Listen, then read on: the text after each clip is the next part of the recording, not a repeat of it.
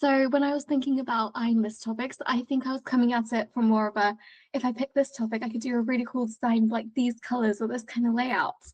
Initially, I was thinking about doing one on picnics because I love a summery picnic. And with picnics, you can have like pastel colors, but there wasn't a lot of data I could use around that topic. So I had to scrap that very early on. And for this one, I realized I needed to do more of that data exploration to see where the story was going before I focused on that design.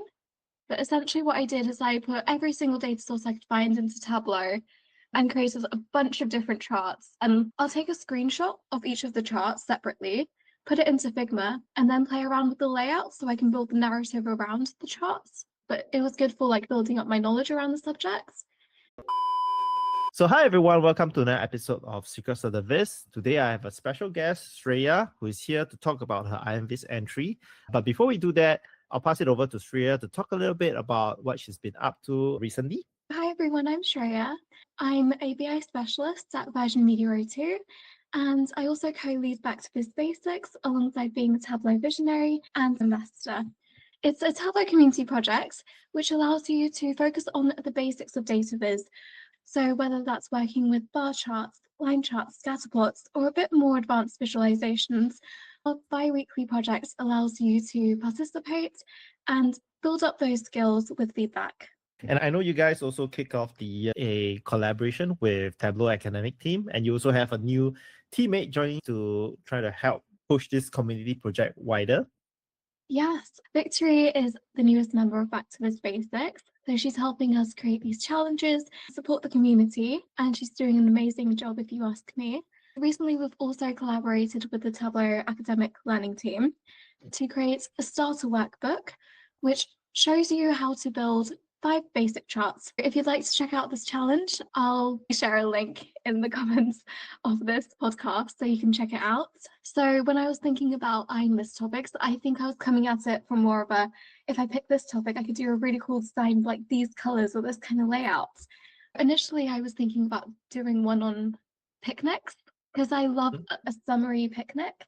And with picnics, you can have like pastel colors, but there wasn't a lot of data I could use around that topic. So I had to scrap that very early on. And for this one, I realized I needed to do more of that data exploration to see where the story was going before I focused on that design.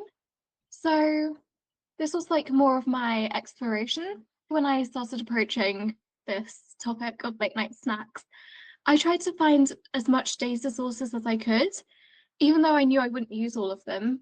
But essentially what I did is I put every single data source I could find into Tableau and created a bunch of different charts. And I'll take a screenshot of each of the charts separately, put it into Figma, and then play around with the layout so I can build the narrative around the charts. So you can see lots of different topics. It was interesting because lots of the data sources were very similar to each other. And obviously you don't want to have repetition. An example of this would be G. This is showing which type of late night snacks people are opting for, but this is split by age group. So it's showing how many people from the general population said a small meal, food from a restaurant, healthier options, versus people who are older than 45. And then for B, it shows you all of the different types of snacks and how popular they are compared to the sleep minutes. So there's different types of relationships there, but you don't want to repeat that same information too many times. But it was good for like building up my knowledge around the subjects. How long did it take you to gather all this data? Because it's quite a lot. Yeah, so I spent, I would say, a good few weekends finding as much data as I could, but it took me a while. And I think because I found it so boring, I kind of took a break in the middle of the month because I was just so burnt out and I was feeling quite demotivated in making the viz. The good thing is, because I had done so much of the prep before, when I came back to it in the last week, I was able to focus mostly on just the build. So that made it easier for me later down the line because I was able to recharge and then focus on the building.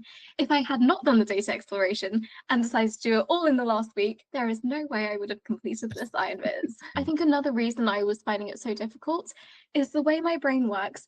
I love to have a plan visually of how I'm going to approach the design.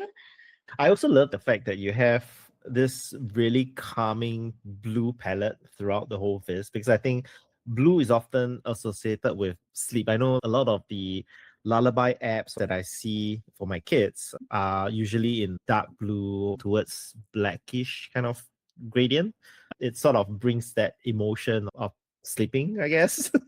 Yeah, it's a very peaceful transition. You do see it often in sleep infographics. That's one of the inspirations I had. Searching up lots of different sleep infographics, I noticed they all had that kind of midnight blue palette. And I guess subconscious associations, if lots of other people are seeing those colours, they're going to associate it with sleeping as well. And I guess in my viz, I also added those kind of pastel-y tones. And I think that kind of symbolises how most people in the night, they're a bit more like imaginative or like they're a bit more creative. And you just feel a bit more inspired in the night. And that's where the brightness or the vividness comes when you have lots of ideas. That's actually a very interesting thought because dreams have that whole creativity with it, the vibrancy of it and the colors. So the colors that you chose are really interesting. Like you have this pastel color that talks about different emotions, and this is a very calming palette to digest the numbers a little bit. You have positive and negative colors, which negative you kind of tone it down a little bit because I kind of get the feeling that you want to focus more on the positive feelings and all. Exactly, on the dot. So we were talking about having a sweet tooth earlier on. What are the snacks that you have to have at night?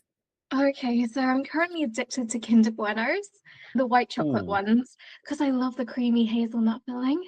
There's something very addictive about it. I also love crisps, which if you look at the snacking chart above this, you'll notice crisps is very high up. So is candy. But in the studies, they noticed that people who had candy before bed had the lowest quality or amount of sleep. So I'm not doing myself any favors here. I'm not big on fruits. I probably should have fruits after creating this viz because I know it's much better for your body. I'm actually quite surprised that pizza doesn't affect you that much. Like it's like the third place in like how it affects sleep. I would thought that pizza is something that is like a no to do like during the night. Yeah, ice cream I get, chips I get because they're high in salt and sugar and all. I'm a sucker for ice cream. So my favorite ice cream is mint chocolate. Oh My my wife God. doesn't like it because she says that it feels like she's eating detergent, which I kind of get. It's not for everyone because some brands have a much stronger chemical mint taste to it. And those are the ones that she doesn't like. But I do like something that is more milder on the mint side. It's supposed to be a supplementary taste to the chocolate and not overpowering it. You don't want the mint to be overpowering. So over in Singapore and Malaysia, we have something called a ice cream Yeah. sandwich. So basically what they do is that they put a slab of rectangular cut ice cream in between two wafers and you just eat it as like you're eating a sandwich. Yeah, those are so good. I used to have them when I was younger, along with like ice cream cake. Yes, ice cream cakes are my kids' favorite, but the logistics of it. Yes.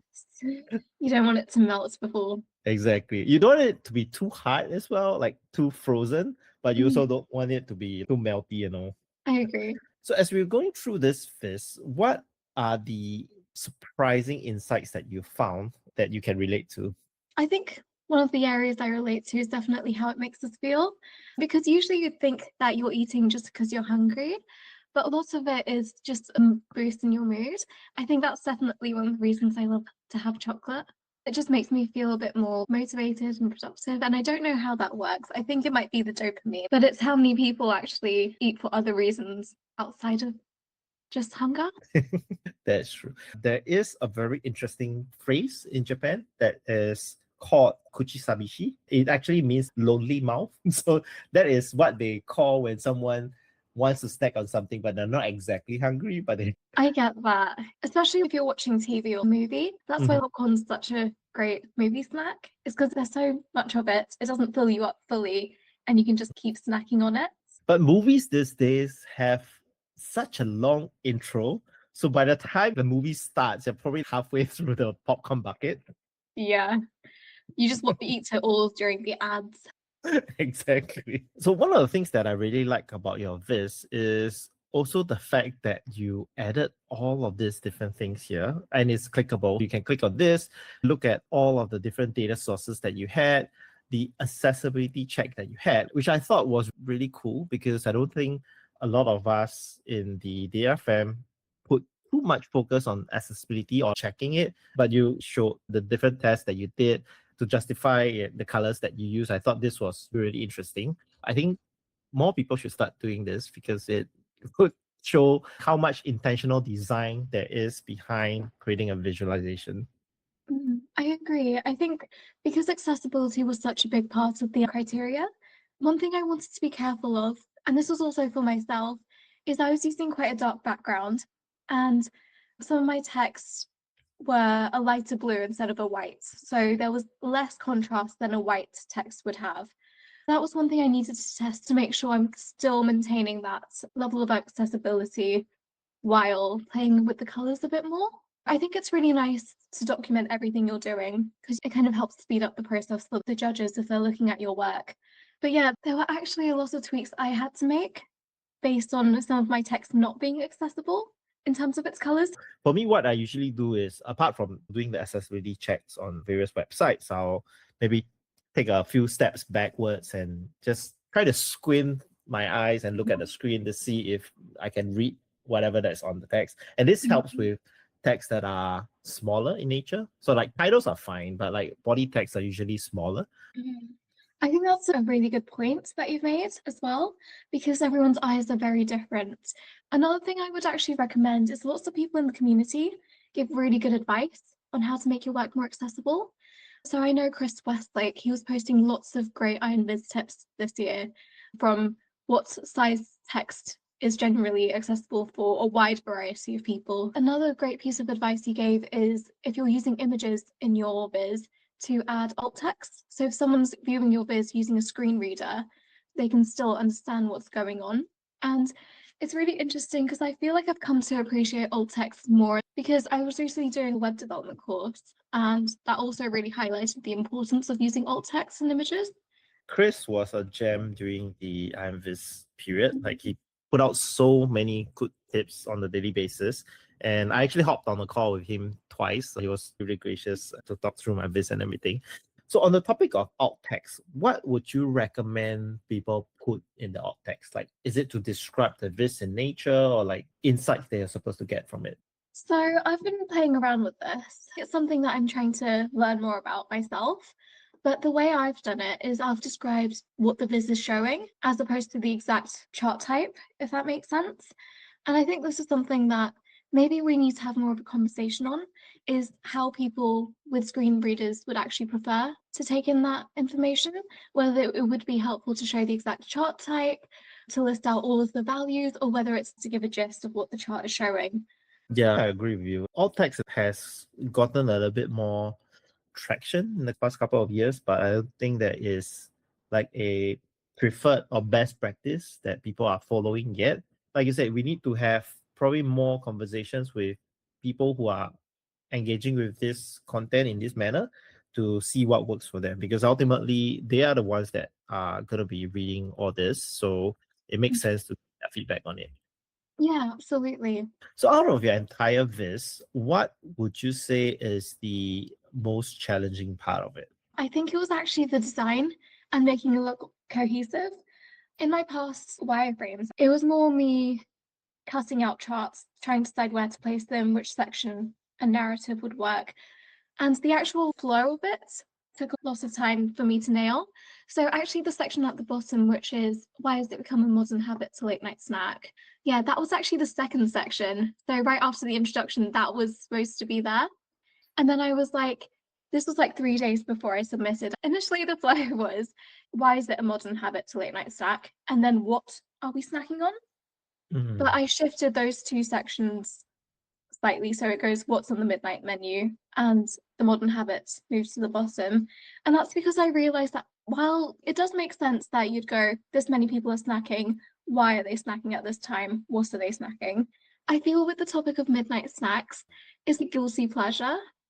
So most people just want us to get to, okay, so what are we snacking on? And then go into the details. It's supposed to be a bit more like playful, which is why I changed it. And I actually like this flow a bit more because it's more of our way of thinking. If you really want a snack, you're just going to go straight to the snacks.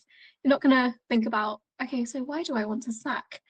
That's a really interesting way of thinking. And this flow actually makes it a little bit more personal because, like I said, you're going in the viz and you're just oh, I'm looking at what other people are snacking on, what I'm snacking on, how it compares, it makes us feel. And then to wrap it off, you have this whole modern habit here, which actually just tells you you're not alone. Yeah, Many people snack. exactly. It's fine, but maybe choose something a little bit healthier once in a while, I guess. Yeah, like it's good to treat yourself, but at the end of the day, sleep is important. Yeah, it's not the end of the world. Yeah, exactly. Everyone loves a snack. So thank you again, Shreya, for joining us today to talk through your IronViz entry. Is there anything that you are working on that you want to tease the audience a little bit? I want to grow my D3 skills. We spoke about this last time. So I might be participating in like Back to Us Basics or Makeover Mondays, but the D3 projects, just so I can like master the charts before I do all of the cool stuff. You just make me feel very bad about myself because we did go to the same workshop in Tableau conference last Oh, year, yeah. and I let myself go after that. I was planning to go deep into like the D3 journey and all, but it just slipped past my radar, and I haven't went back to that ever since. But because you are doing it, I will try to go back a little bit. Just We maybe can team make up. it. Yes, we can team up. Yes, I feel bad, but yeah. New Year resolution, learn D3. Yes, we can do this together. The more people that join in, the better, because it keeps us all motivated.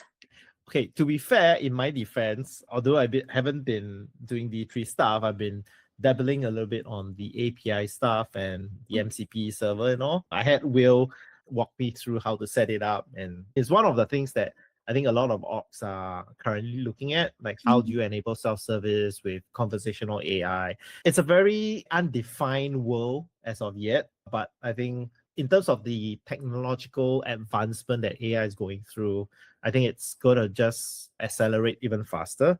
So it's good to just kind of keep ourselves updated, I'll say. Absolutely. It's such a big thing that, like you said, almost every organization and company is looking at in terms of AI.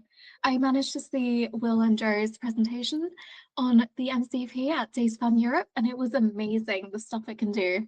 It's another learning journey. So I have that and D3 on my plate now. So New Year resolutions ×2. A nice full plate of learning. All right. Thanks, Shreya, for joining us today. I hope everyone gets inspired by you, and we'll see everyone at the next episode. Thank you. Thank you.